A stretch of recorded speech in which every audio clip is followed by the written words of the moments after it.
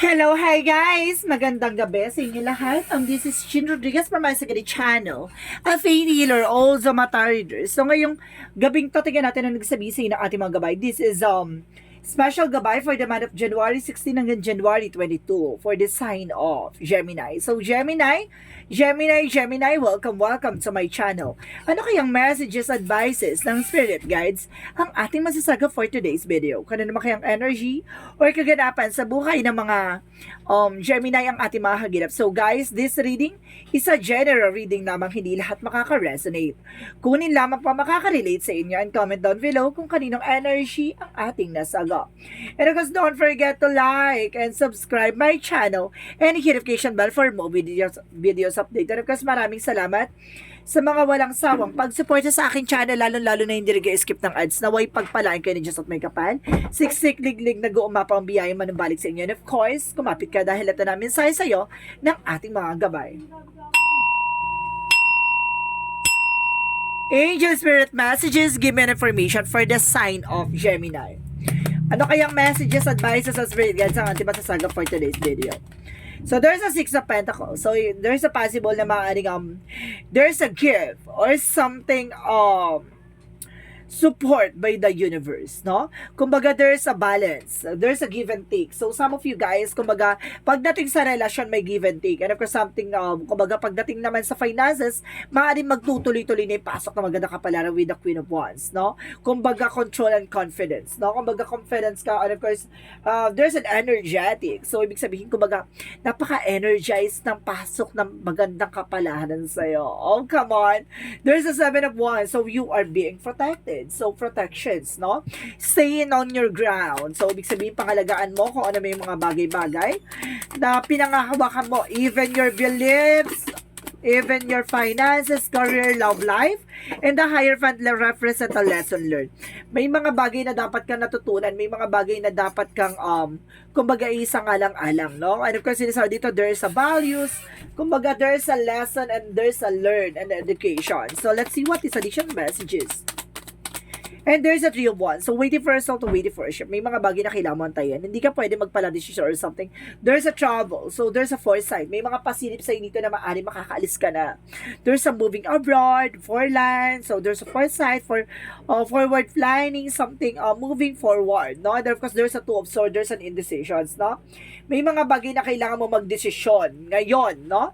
And of course, there's an information na kumbaga nagkakaroon ka ng doubt and fear, something like that, na maaari ka kumbaga nag-i-struggle sa'yo kaya hindi ka makapag-desisyon. So, let's see what is the Six of Pentacles. Six of Pentacles represent the Five of Swords. So, there's a self-sabotage, you know? Kumbaga, kailangan maging aware ka sa magiging actions mo. And because there's giving by the universe, kumbaga, a balance. So, kailangan mo maging balance on your thoughts, on your verbal expressions, on your intuitions, by your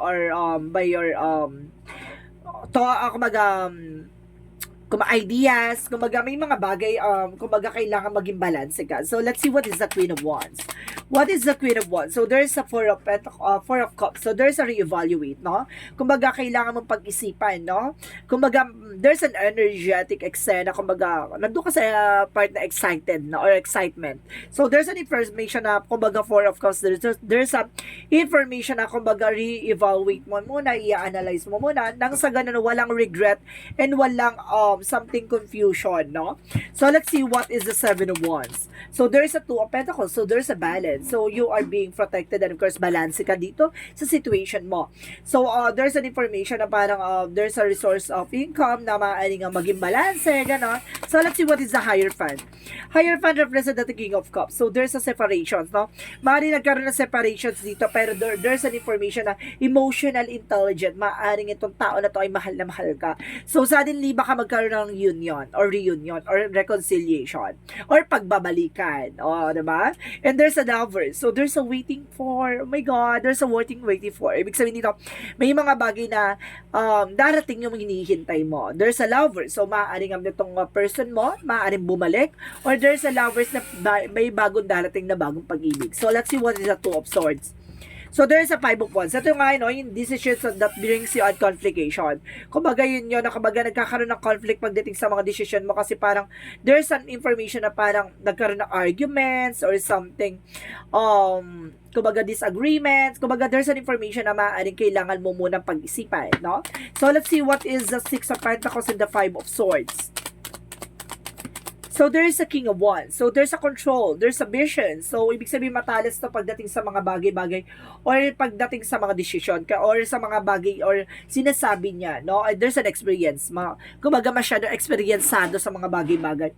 Itong tao na to ay, kumbaga alam niya yung babaguhin niya at alam niya yung magiging control at confidence niya sa situation. So, it's a good part. So, let's see what is the Queen of Wands and the Four of Cups.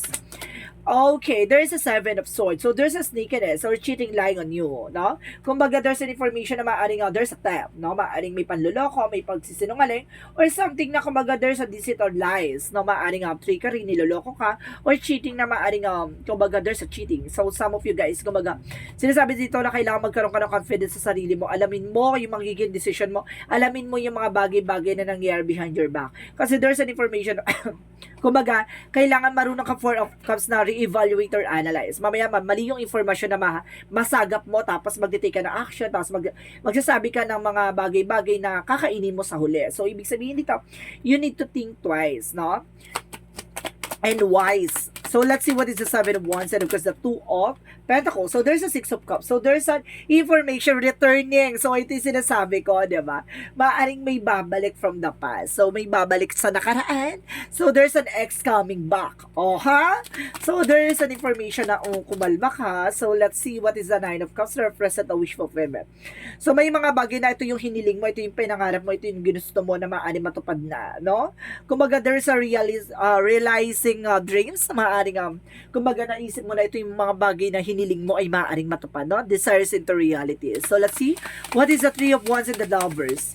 Represent the temperance. Sa perfect timing, so there's a worth waiting for. Ito yung hinihintay mo ay maaaring makuha mo na.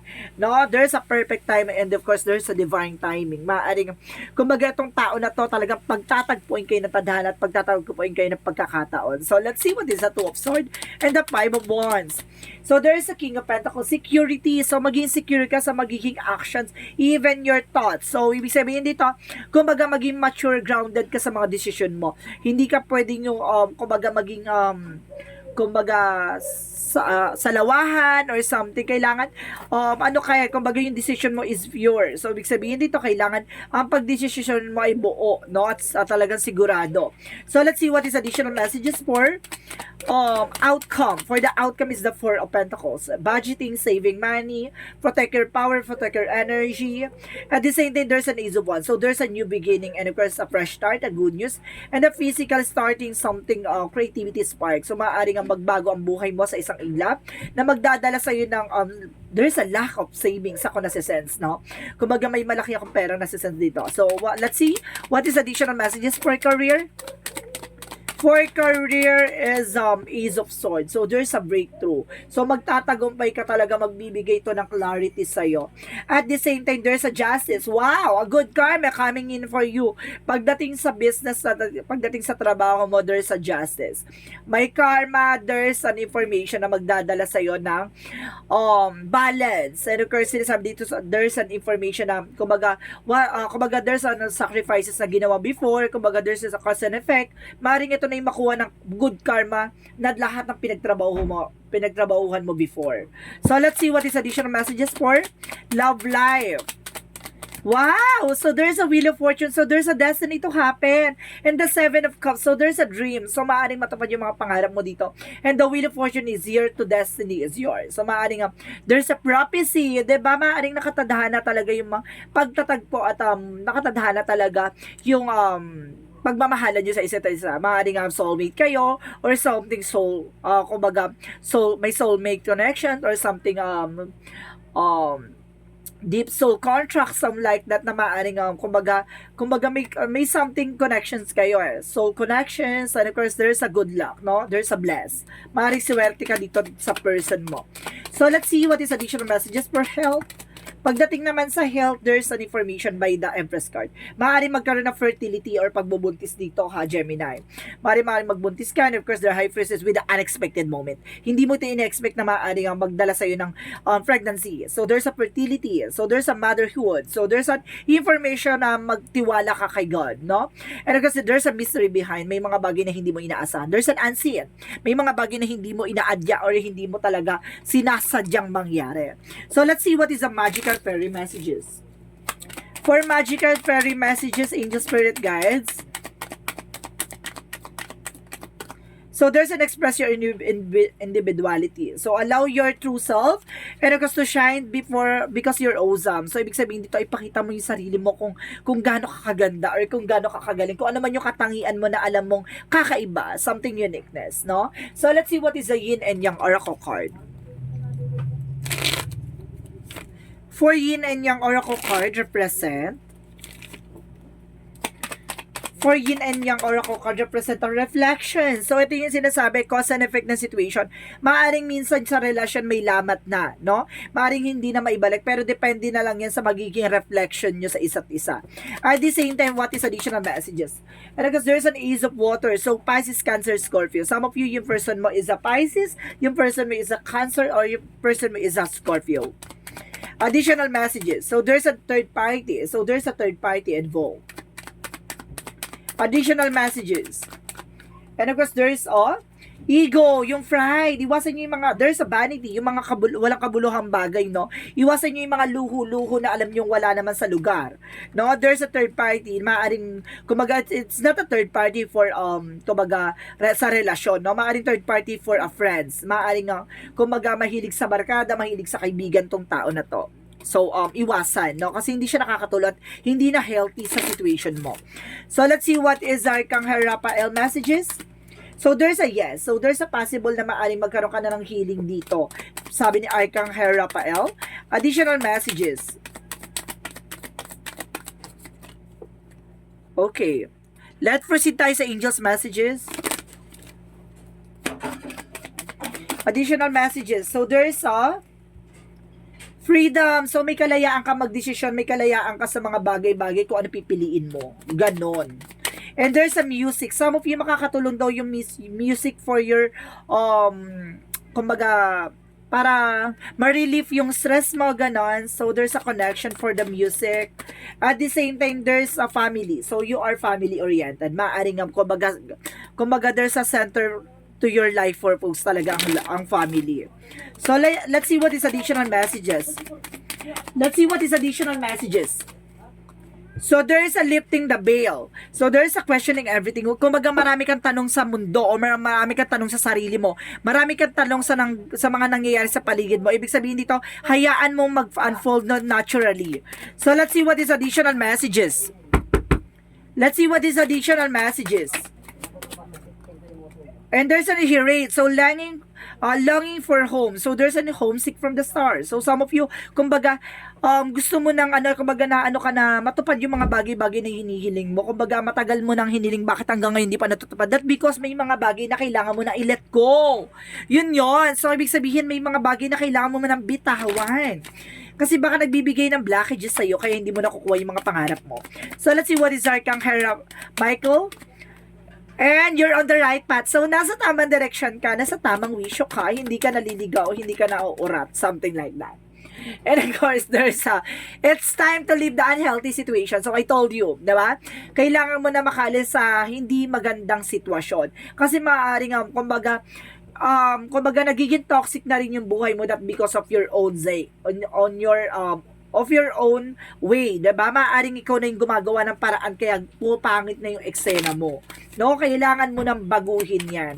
Ito yung justice na sinasabi sa iyo eh. What is your cause and effect ng situation that because of your own way, no? Sa ginagawa mo. And there's a victim, excuse me. Okay. May nakaalala sa akin. There's a victim, maaaring biktima ka, diba? Biktima ka ng alin. There's a workaholic. So, some of you, no, kumaga pagdating sa trabaho, talagang Google ka sa trabaho, no? Kumaga, minsan talagang konti na lang yung tinutulog mo. Additional messages. So there's a blame. Wala ka ibang sisisihin kundi yung sarili mo dahil responsibilities mo yung mga decision mo. And there's a self-esteem. No? Kailangan mo i-boost yung confidence mo. So let's see what is the romance angels. So let's see what is the romance angels. Romance angels represent heart-to-heart conversation. Magkakaroon ng heart-to-heart conversation dito, ha? At the same time, there's engagement. So, some of you, your love life ascending to the higher level of commitment. So, magbabago na yung inyong level, no? Pagdating sa relasyon. So, let's see what is the Monsology. Pagdating sa Monsology is luck is in your side, no? Papabor na yung sitwasyon na maaaring sinuswerte ka this time. Ganon. And of course, there's it's time to release negativity. I told you, kailangan mo na alisin yung mga negatibo sa buhay mo kasi hindi na siya healthy. Emotional running high. So, this is the moment na maaaring maging emotional ka. No? Kumbaga, there's a tears of joy, no? So, let's see what is our energy. Energy represent the temple of path. So, there's a lot of discoveries coming in for you. And women holding a heart. So, some of you, if you were a woman, kumbaga, meron kang mahal na tao, no? If you were women na babae, if you were a Gemini na babae, ikaw yung may hawak ng puso niya. Or if you were a man na Gemini, kumbaga, siya may hawak ng puso mo. So, let's see what is the energy. So, there is a healer of the ages. So, ibig sabihin dito, kung magagaling ka in all aspects, no? Lahat ng mga bagay na nararanasan mong kasakitan or kumbaga kahirapan. So, there's an information na maaaring malunasan na, no?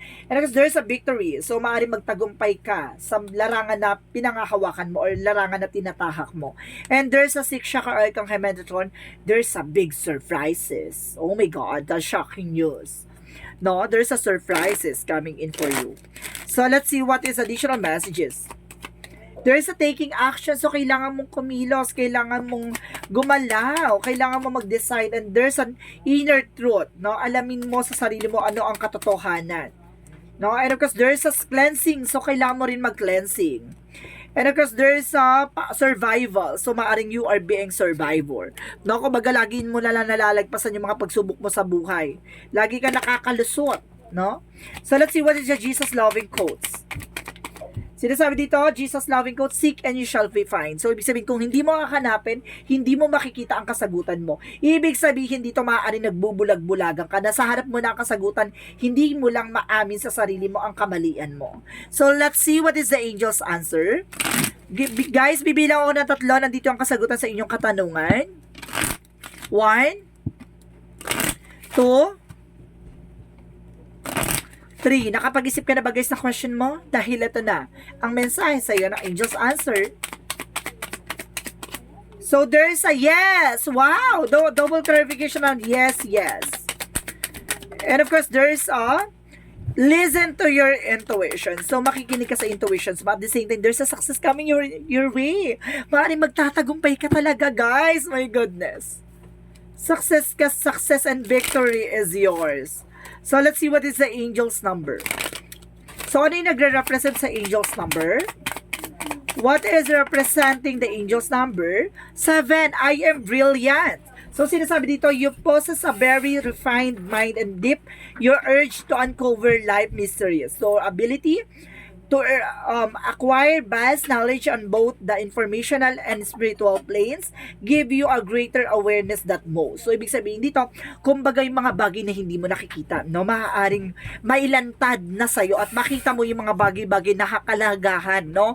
Maaaring nagbubulag-bulagan ka sa sitwasyon, sa maaaring kaganapan sa buhay mo ngayon, kumbaga, open ka na sa mga posibilidad at open ka na sa mga bagay-bagay kahit nasa kinakatakutan mo. Ganon. Kumbaga, handa ka nang i-embrace yung mga bagay-bagay na yan. Taray!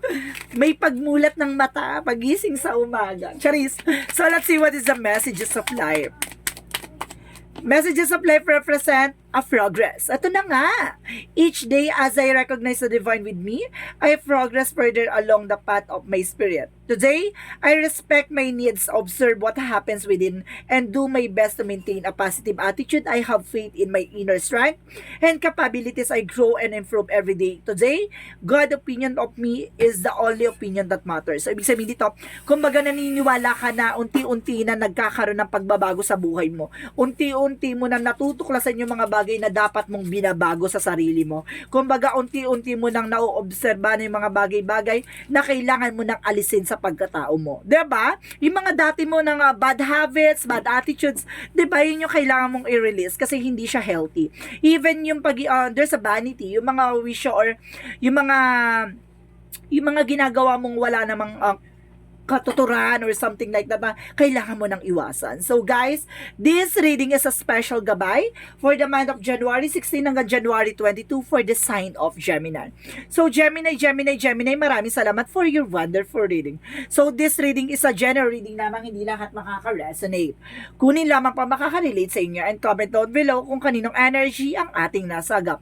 Once again, this is Chin Rodriguez from my Sigari channel, a faith healer, also mata reader. And of course, this reading is special gabay. And of course, guys, maraming salamat and see you in the next video. Bye-bye and babush!